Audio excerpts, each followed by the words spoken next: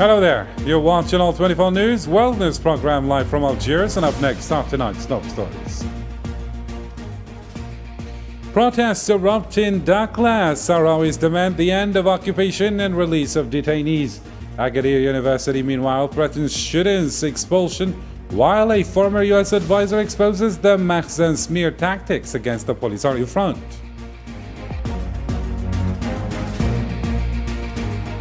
Also coming up in Gaza, Zionist strikes hit 8 centers. Again, more civilian deaths mount. Hamas, meanwhile, denies adding new conditions to a prisoner deal as the occupation confirms 21 soldiers' deaths this month.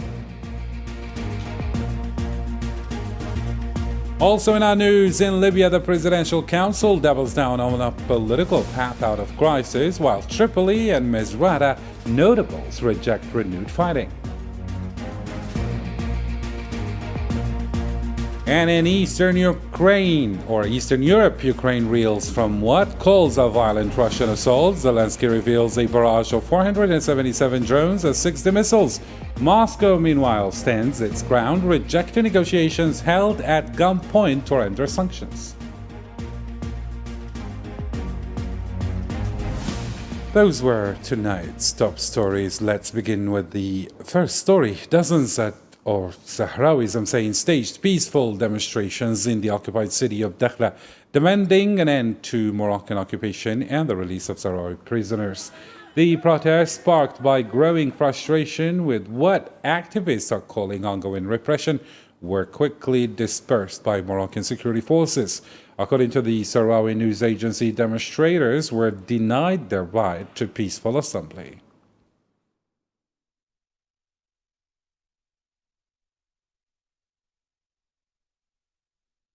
In the same context, the University of Agadir in Morocco is threatening severe disciplinary action, including expulsion against Sahrawi students who took part in a peaceful protest demanding the release of Sahrawi detainees. The Student Union of Sagia al-Hamra and Rio de Oro says the move targets students for their political stance and undermines freedom of expression on campus. The union condemned the university's actions are repressive and held Moroccan authorities responsible for the consequences of what it called an arbitrary decision. On June 27, 2025, the Dean of the Faculty of Legal, Economic and Social Sciences at Ibn Zohar University in Agadir summoned a group of Sahrawi students over their participation in the symbolic event the Aqdim Isk Oath, held on June 19th, to honor the Sahrawi struggle and affirm their just cause. We strongly condemn this retaliatory and repressive move, which violates academic freedom and students' rights to expression. Threatening Sahrawi students with disciplinary action, including possible expulsion, reflects a systematic attempt to silence free voices and suppress national identity within spaces meant for learning and open dialogue, not censorship and exclusion. Still with Western Sahara, former U.S. National Security Advisor John Bolton has criticized Morocco's Mahzen regime for what he called shameful attempts to distort the image of the Polisario Front and falsely accuse Sahrawi refugees. In an interview with Spanish media, Bolton dismissed Moroccan claims of Iranian support for the Polisario as a sign of desperation. He reaffirmed his support for the Sahrawi people's right to self-determination and expressed regret over the Trump administration's recognition of Moroccan sovereignty over Western Sahara.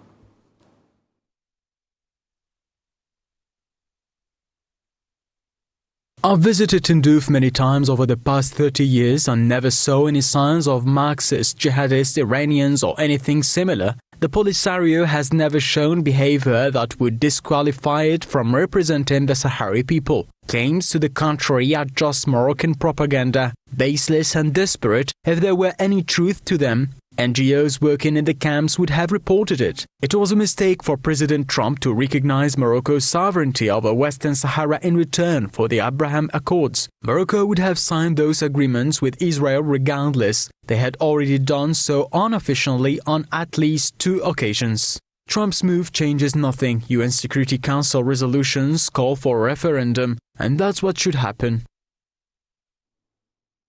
Moving on to the Gaza file now, at least 5 Palestinians were killed and dozens more wounded on Sunday after occupation forces opened fire near an aid distribution center in Rafah. According to officials at Nasser Hospital in Khan Yunis, the Palestinian Ministry of Health, meanwhile, says the death toll from Zionist attacks on aid seekers has now climbed to 583 since the start of the U.S.-backed distribution mechanism.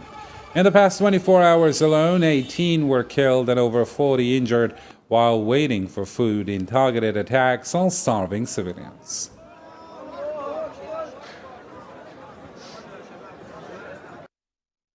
Meanwhile, at least 35 Palestinians were killed and dozens wounded as Zionist airstrikes and artillery pounded Gaza City and the northern Gaza Strip overnight. According to the Palestinian news agency, 15 people, most of them children, died in attacks on homes in Jabalia. Raids on the Tufah, Sabra, Zaytun, and Ad-Darraj neighborhoods also claimed lives, including entire families. Medical sources report many of the victims were children as the toll from intensified bombardments continues to rise. Several homes in Gaza have been targeted belonging to the Abi Kawik family and the Azzam family. As a result of this targeting, a child and a girl from the Azzam family have been killed, along with a girl and her mother from the Abu Kawik family, and injuries continue to arrive around the clock. At least 18 Palestinians, including 2 women and a child, were killed after Zionist airstrikes targeted displacement tents in Al-Mawasi and Sheikh Nasser near Khan Yunis. Medical sources at Nasser Hospital confirmed the casualties as strikes intensified in what the Zionist designates as Red Zone, an area that covers more than 70% of Khan Yunis and includes the hospital itself. Aid groups warn the densely packed tent zones are filled with women and children, raising fears of even higher civilian casualties.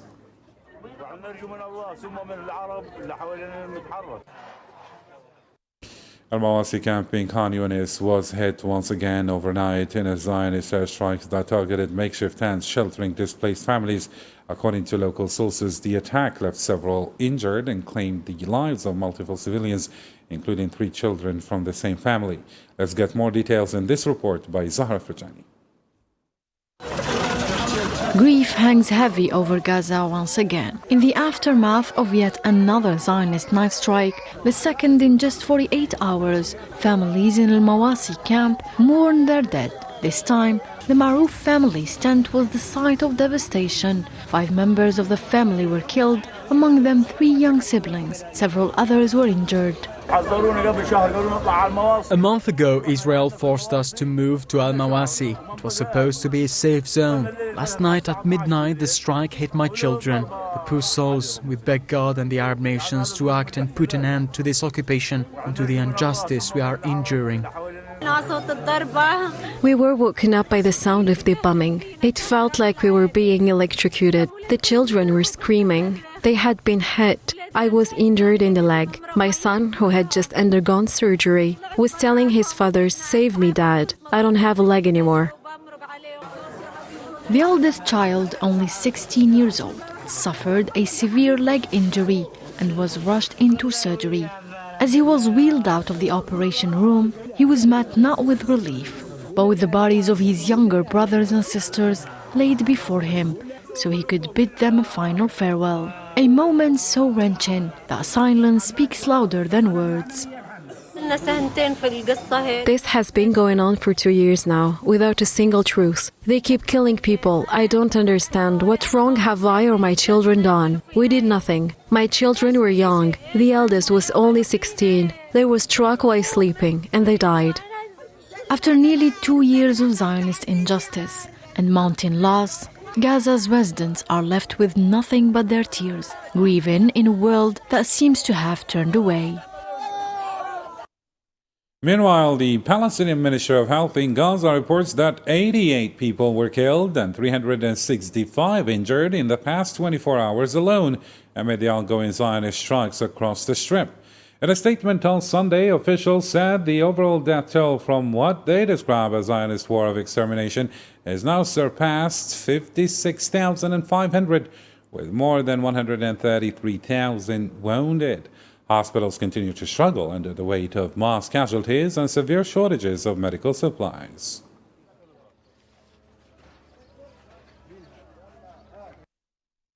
Moving on to the resistance front, the Palestinian Islamic Resistance Movement has rejected claims by an Arab media outlet that it introduced new terms for a prisoner swap and ceasefire deal in Gaza. Senior Hamas official Izzat Arish called the report false and defamatory, accusing unnamed sources of spreading lies to deflect from Zionist war crimes and discredit their resistance. He stressed that Hamas's official positions remain clear and transparent and are not communicated through anonymous leaks. The occupation military has acknowledged that 21 of its soldiers were killed in Gaza this month alone, as resistance ambushes and explosive devices take a mounting toll. According to Hebrew media, citing the army's press, until 30 soldiers have died since fighting resumed on March 18th. Most of the recent casualties occurred in the northern and southern parts of the Strip, where Palestinian resistance groups continue to confront Zionist forces with improvised explosive devices and coordinated attacks.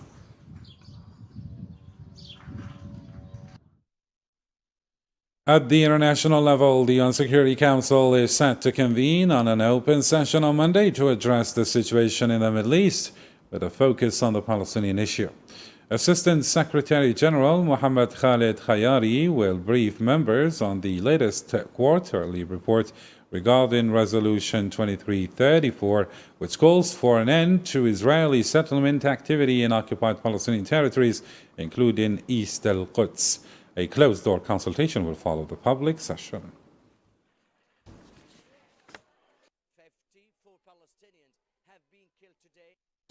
Moving on to another topic, but this time in Africa, the Libyan Presidential Council has reiterated its commitment to a political path as the only way out of the country's prolonged crisis.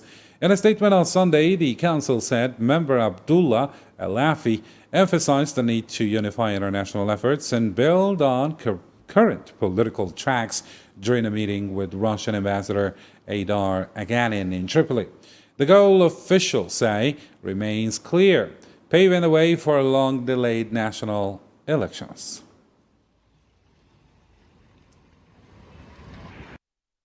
During the meeting, Mr. Al-Afi affirmed the Presidential Council's commitment to a political solution as the only way to end the Libyan crisis. He emphasized the importance of unifying international efforts and building on existing political tracks, foremost among them the Berlin process, leading to a comprehensive settlement that paves the way for elections and establishes a state of lasting stability and peace in Libya. He also expressed the Council's aspiration for a more effective international and regional role that contributes to supporting national reconciliation efforts and strengthening the climate of trust among Libyan parties.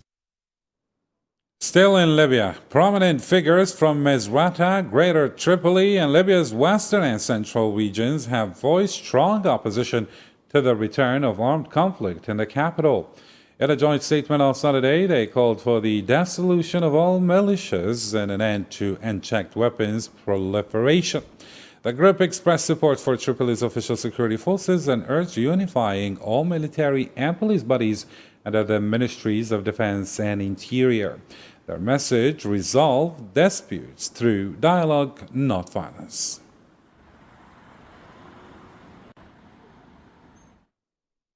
Moving on, at least 6 people were injured in what Ukraine's defense ministry called the most violent Russian attack since the war began. The overnight strikes from Saturday into Sunday targeted western, central, and southern regions of Ukraine. Officials say dozens of missiles and hundreds of drones were launched in the assault, causing widespread damage and triggering air raid sirens across multiple cities. Emergency crews are working to assess the full extent of the destruction meanwhile.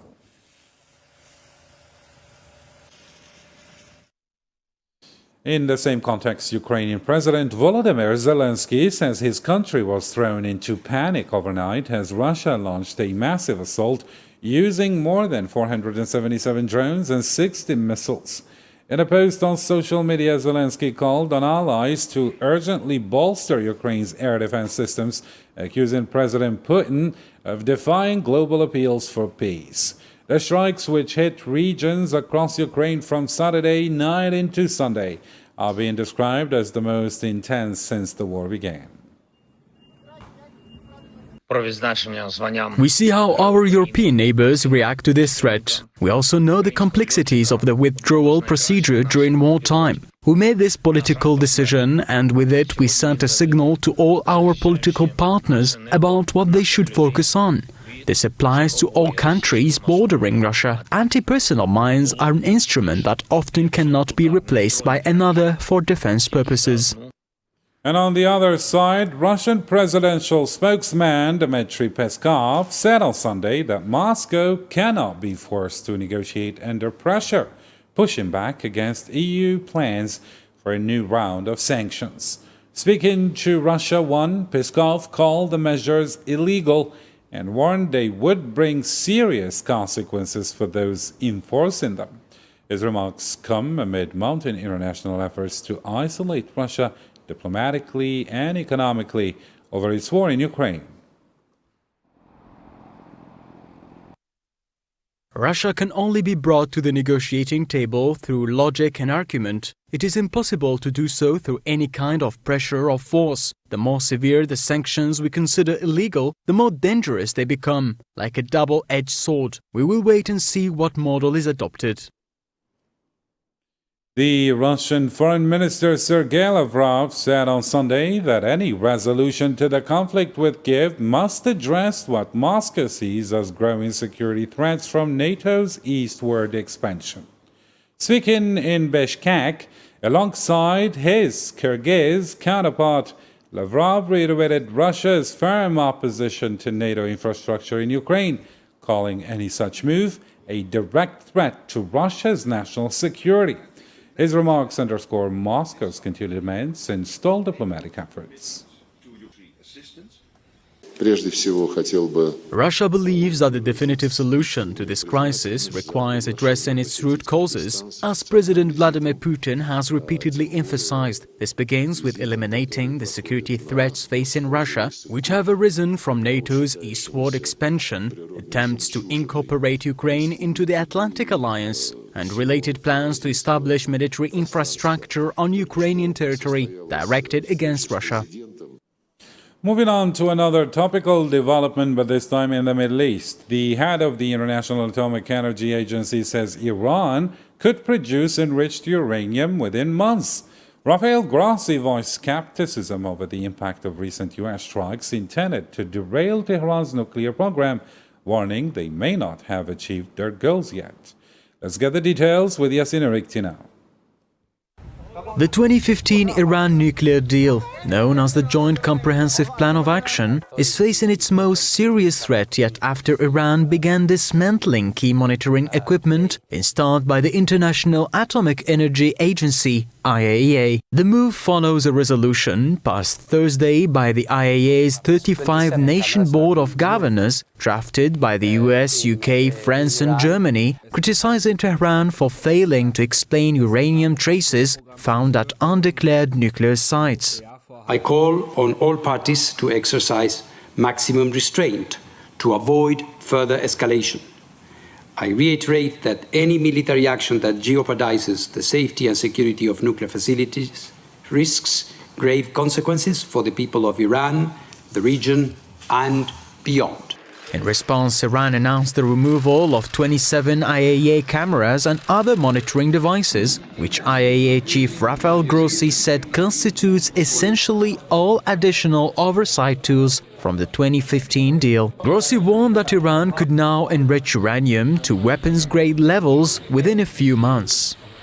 So for that to confirm, for the whole situation to evaluate, we need to return. Of course, we have to recognize that there was a war, there was military action until yesterday.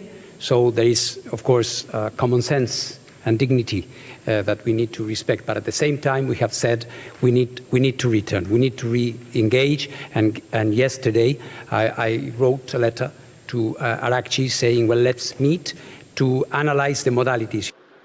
Iran had warned it would retaliate if the resolution passed, calling the measure politically motivated. The JCPOA, originally aimed at limiting Iran's nuclear capabilities in exchange for sanctions relief, has been in limbo since the US withdrew in 2018.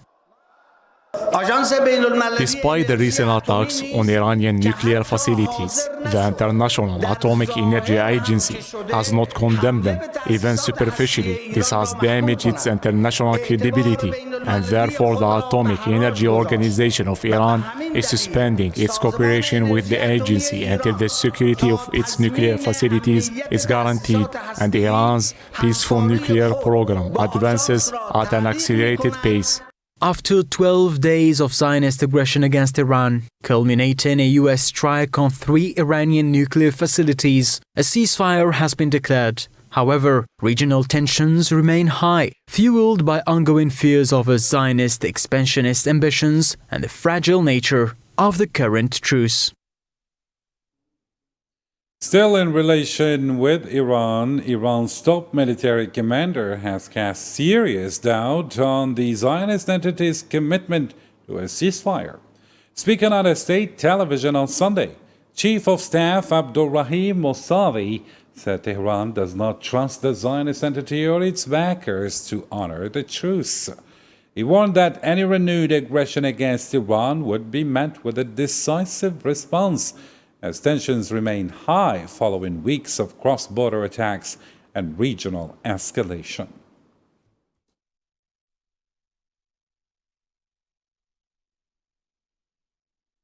And now it's time to catch up on other news stories in the News in Brief with Salman Asif this time.